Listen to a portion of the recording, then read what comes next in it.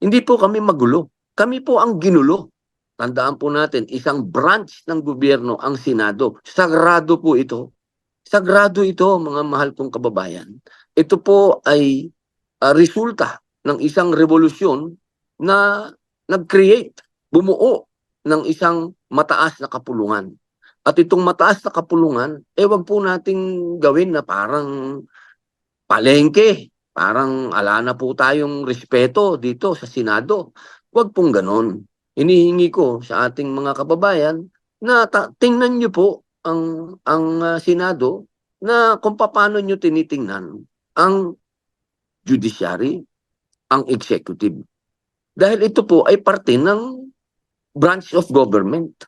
At kami po naman dyan, hindi po kami magulo. Kami po ang ginulo. Yun po ang tandaan natin.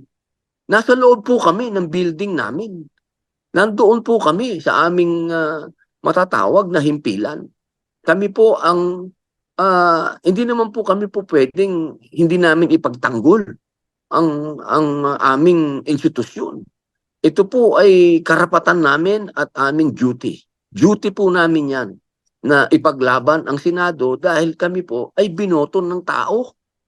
Tandaan po natin, kami po ay mga halal ng tao.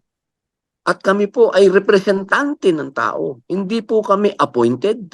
Hindi kami basta na lang umusbong at kami na naging public servant na. Hindi po. May mga boto po kami.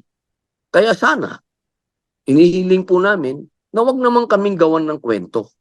Wag po kaming gawan ng mga kaimposiblihan na parang akala mo nasa pelikula tayo. Sinasabi na nagpunta sa airport, sinasabi na sumakay ng yate. Ano po ba yan? Hindi po ito biruan. Hindi po ito pelikula. Ito po ay pinaglalaban natin ang soberenya ng ating bansa.